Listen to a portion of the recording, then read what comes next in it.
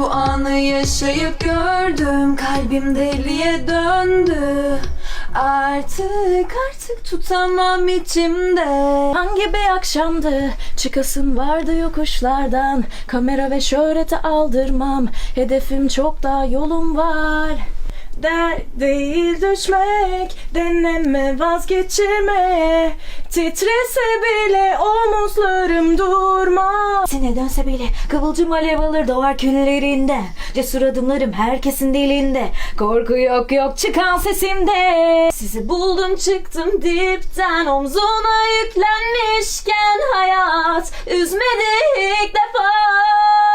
Hayalle geldik biz bugünlere. Artık korkmak kaçmak yok bundan böyle. Bizimle gelsen de zincirleri